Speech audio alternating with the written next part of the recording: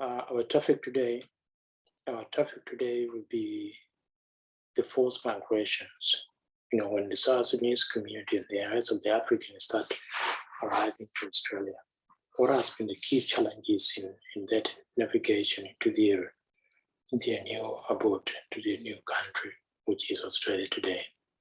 And to tell you the introduction to that is that majority of the South Sudanese, when they migrated on the humanitarian grounds, most of them were in the neighboring countries in the eastern part of Africa, and some were coming from the north part of Africa.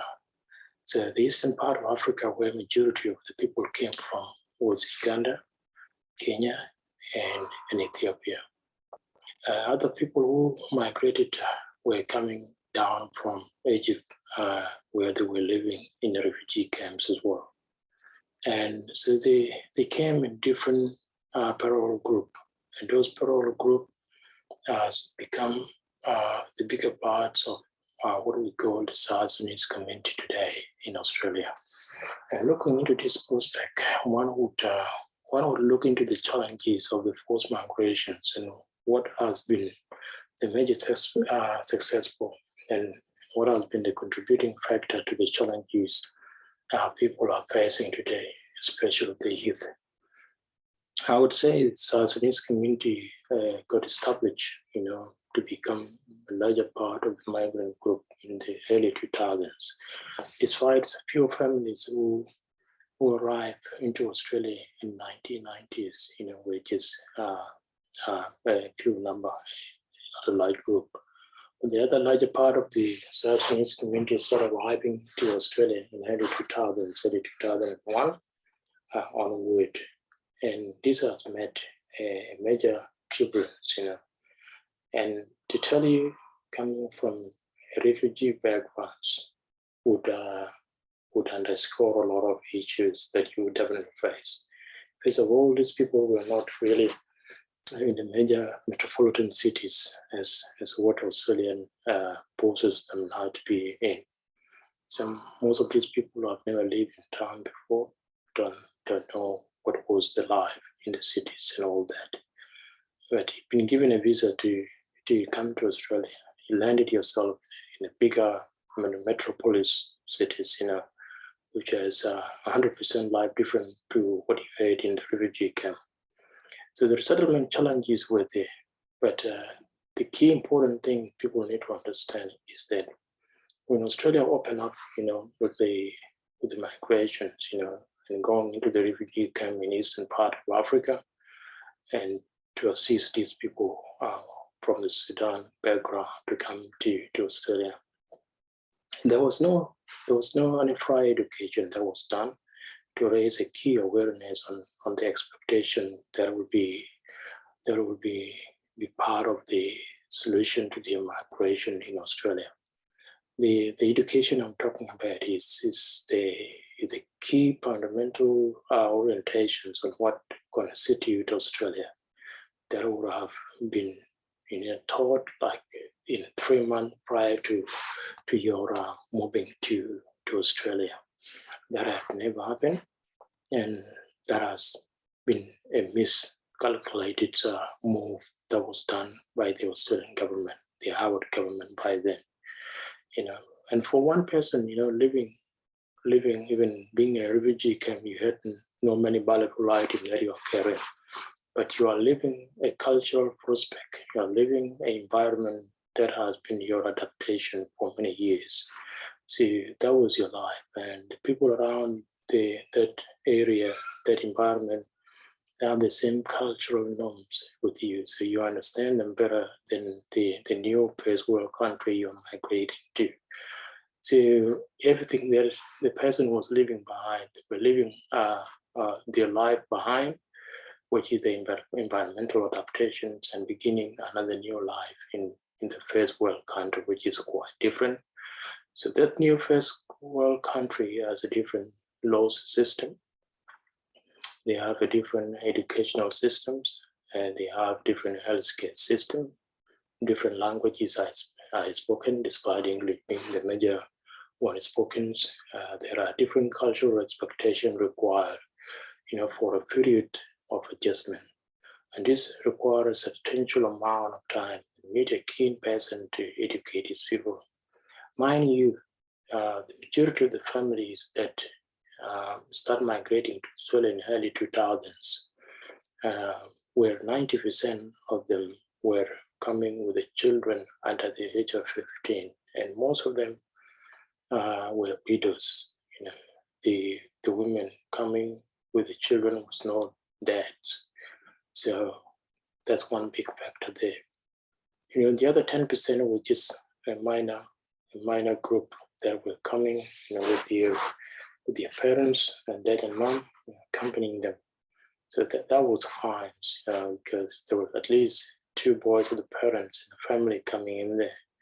But majority of the other widows came, and things didn't work well for most of the families in that group category.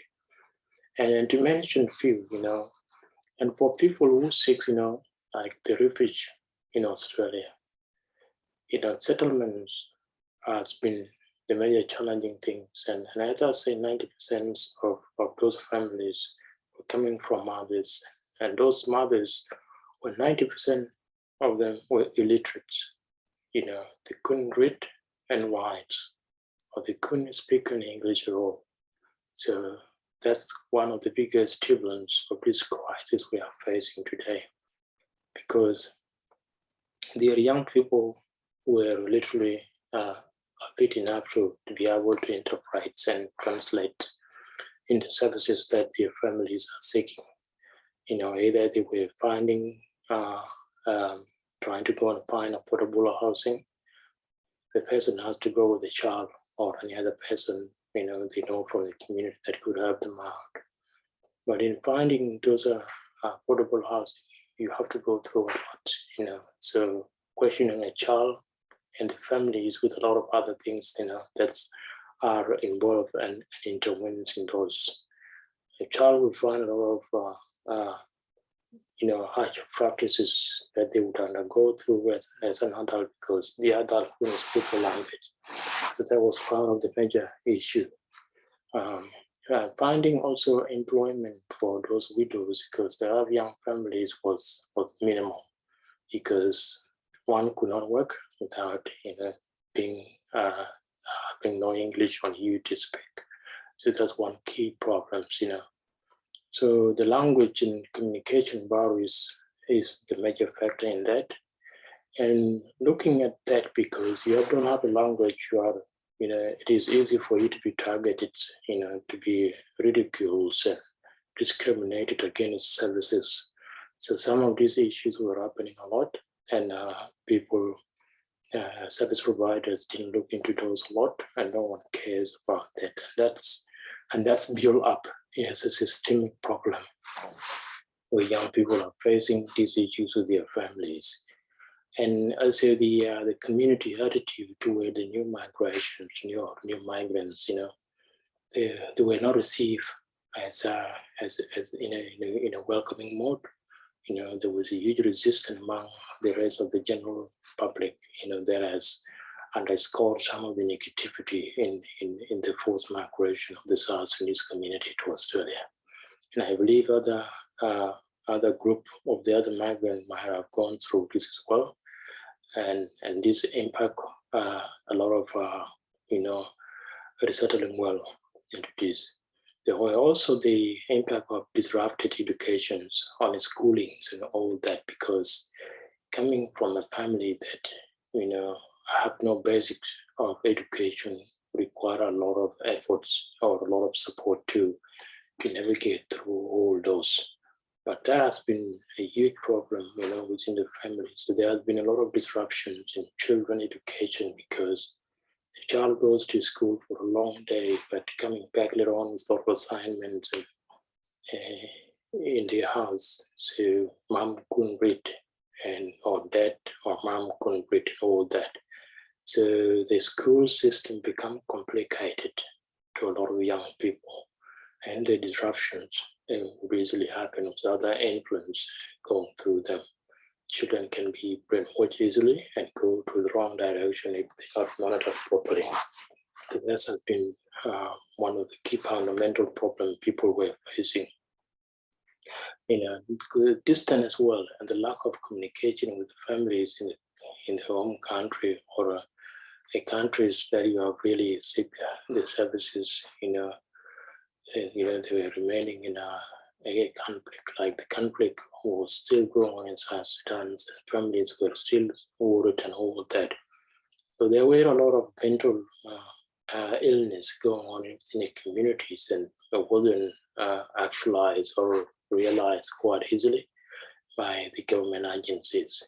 So those things impact the society to functions and the build up at the long-term problems, to what the youth are facing today. So having said all this, young people were facing a lot of particular challenges because of their age and experiences, So they carry a lot of scars of wars, the scars of resettlement in a new country, and the scars of displacement, in the country they have been in East Africa or in North Africa. So this could be, sometime these children are forced, to flee alone. Some even arrive with their relatives as with those relative widows, that as young age and don't even have their own mothers. So they were all unaccompanied minors and all that. But although the children could be sometimes become very resilient, and that's what I have seen within some of the South Sudanese families. Those kids who came when they were below the age of 5, 7, 8, 9, 10, 11, 12, 90%, 95% of these kids have successfully become the parent of today. They have done well in their transition in Australia, despite the challenges they have faced. But looking into the 22 years of existence in Australia, a lot of kids were born here who are in that age category. And those kids in that age category have continued, to face the challenges because their parents were not, well exposed to the system that we have in Australia. And this has created a huge gap between the parents who have these kids who were born in Australia and their parents as well. So the adjustment, and the laws of the country become a big part of the problem within some families. So there is a less understanding of how rules works in Australia, especially with the child. And there were, less expectations in some of the parents trying to raise their kids in a way that is toward an African raising child, which collided with the Australian rules of child protection agency and all that.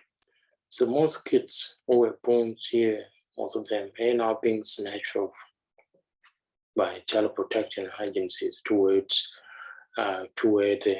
because the parents were against, the parents were not following the rules of the child rights, but trying to put some disciplinary actions to the children, which were actually not necessary in Australia.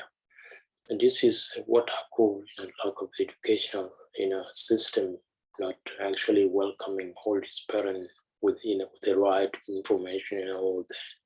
The parents were not aware, on what constitutes all this into the Australian, educational system and the legal system in the country. So the parents were really ambushed with all these rulings, and parents were become the victim of the child protection, snatching up a lot of children from them. And as I talk to you right now, the youth problem you see every day on the news and all that are fundamentally initiated by the child protection agency, lack of the support network from the education system. This has developed in so many years, to become the key problem that is facing the South Sudanese today. The people who are loitering the street at the moment were once taken away by child protection to become part of the system. And after all, the child protection will snatch off a child from you. But in the other hand, the fostering process, the foster process is one of the bad systems you would have seen in Australia. It never worked because you're taking a child away from different cultural norms to another cultural westernized norm, which of course the child will also develop, different habits, it will try to identify themselves who they belong. And this create, a sense of identity being missed. The child end up completely, in a wrong way, not even being part of the mainstream or not even being part of the African community. This child would even just underscore zero, in just being there. So they are always, a victim when they are taken away from their biological parents. So this created, a generations, a street generations, which is the children of child protection, I would say. These kids, they're roaming. Most of them end up in the jail. They're taken away, and when they come out from the jail straight away, they end up on the street again, drugs. So the parents have lost hope because of what they have gone through with the child protection, and that also tell us that that child protection create huge problem within a community, and that is also the same as the education system here. If the child has issues, there are counselors. In the schools. There are also social workers in the school that could develop a mechanism of trying to navigate the whole governmental agencies on what could be done to these children facing problems rather than snatching them off from their parents. So this was basically created tensions, between parents themselves, the children themselves, and the child protection. So all these were lack of exposure to education, or being oriented on what Australia is. And this comes to post-migration, when migrations was happening in the early 2000s. So these people will have, physical and psychological effects on a lot of traumas they're going through. So if they go on the spree killing people as it is happening, knife is becoming another new trend thing of killing, like of the case of the earlier which just happened. These kids, they are lost generation.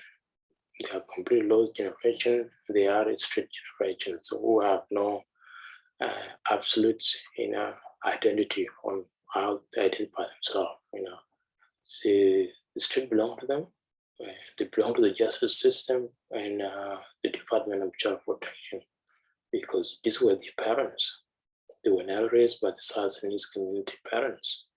And parents here face a lot of enormous challenges. And this is the key thing that need to be understood by the wider governmental agencies. So finding all this give the community a bad image. A community that is striving to do a lot of things that are beneficial to society. The language also and literacy difficulties due to disrupted, a lot of education, as I said earlier on, came into being because the child could not cope with the pressure in the education system because there's no support network. The mother is not even there to support.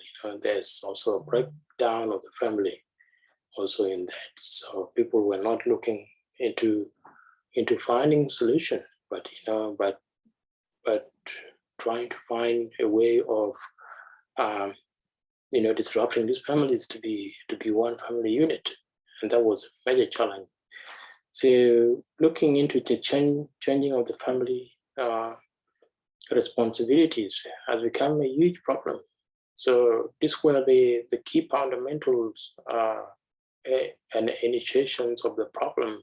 So the post-migration challenges have come to what we call today the generation that is having a problem. This generation has nothing to do with the generation who came here when they were 5 years old.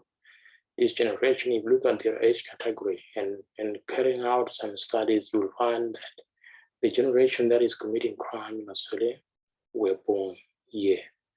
And they were born here to the single mothers. They were born here to the mothers that were robbed of their children by the Department of Child Protection. So these kids here, they are, roaming the streets of Australia because the child protection who took them away from their families did not do enough.